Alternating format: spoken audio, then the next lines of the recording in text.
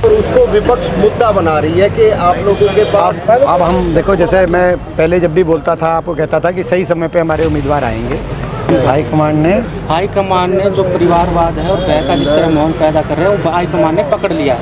आप लोगों पे कटास की मेरे को पूरी बात जो है ना, तो जो भी बीजेपी तब जांच कराने की सोचती है और तब भ्रष्टाचार बीजेपी को दिखता है किसी का, जब कोई बीजेपी से गठबंधन से अलग हो जाए या बीजेपी दूसरी पार्टी में, उसके बाद बीजेपी उनको पार्टी ज्वाइन कराती है, गठबंधन करती है और कहते हैं मिल के भ्रष्टाचार करते हैं। अब मैं आपको जानकारी में ला सकता हूं कि हमारा जो प्रक्रिया है वो लगभग पूर्ण हो चुकी है और जल्द ही कांग्रेस अपने उम्मीदवार लोगों के बीच में लाएगी। जो हमारी अंदरूनी जो विचार विमर्श होना था, जो सारी प्रक्रिया अपनानी थी कांग्रेस पार्टी को, वो हमारी पूर्ण कर ली गई है। आप भी देखते होंगे कई बार बीच में मुझे भी दिल्ली जाना पड़ता था, बाकी लीडरान भी दिल्ली जाते थे, वो सारी उस प्रक्रिया का हिस्सा था। अब वो पूर्ण हो चुकी है और अब जल्द आपके बीच में उम्मीदवार आएंगे। चल रही है दीपेंद्र जी, वो फेक न्यूज़ है, वो फेक न्यूज़ है और इस तरह की अफवाहों पे लोग ध्यान ना दें।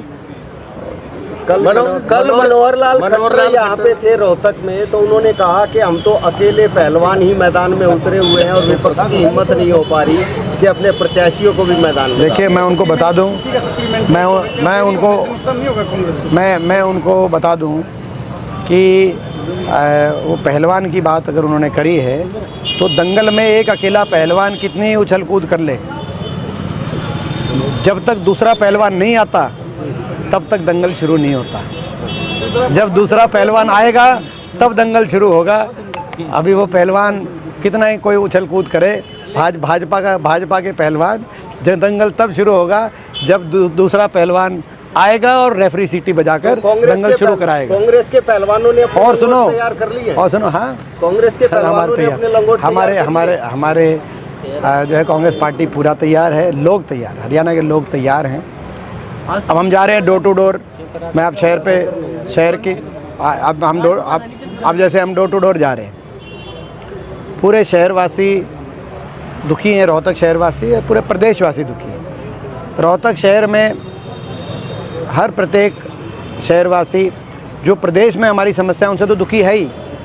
रिकॉर्ड बेरोजगारी, महंगाई, रिकॉर्ड महंगाई, रिकॉर्ड भ्रष्टाचार, इन सारे नशे, इन सारी समस्याओं से दुखी है। अपराध दर जो आज प्रदेश के अंदर इतना अपराध फैल गया, कहीं फिरौतियों को कॉल आ रही है। इसके साथ साथ हम जा रहे हैं तो कुशासन से निगम में व्यापक भ्रष्टाचार, कहीं फैमिली आईडी की बात आती है, कहीं पीपीपी की बात आती है कि इनके कार्ड कटे हुए हैं, कहीं जो है जैसे मैंने कहा बेरोजगारी, महंगाई की बात आती है, कहीं सरकार का घमंड, कहीं भ्रष्टाचार व्यापक, कहीं पीने के पानी की सप्लाई। रोहतक के अंदर जो मूलभूत सुविधाएं हमारे समय जो रोहतक की एक पहचान विकास की बनी थी, विकास के केंद्र के रूप में रोहतक जाना गया था, वो आज पहचान धूमिल हो गई। 10 साल में मूलभूत सुविधाएं देने में सरकार असफल साबित हुई। बहुत सी कॉलोनियों में सप्लाई या तो बहुत कम है या जो आ रही है वो सीवर का पानी की सप्लाई में आ रहा है। ऐसी स्थिति बन गई रोहतक में। तो आज रोहतक की जनता हर तरीके से पहचान है, व्यापारी, आर्थिक मंदी, ऑनलाइन, इन सब की वजह से दुखी है, जो सरकार ने एक माहौल बनाया है।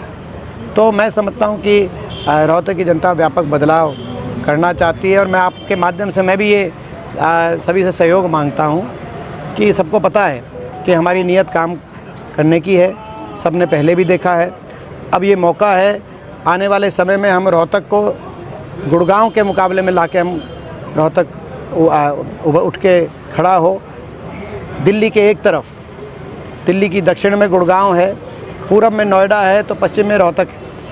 मगर जब तक हमारी हुड्डा सरकार बनी थी 2004 में, उससे पहले तक दिल्ली की नज़दीकी का फ़ायदा हमारे क्षेत्र को नहीं मिला था।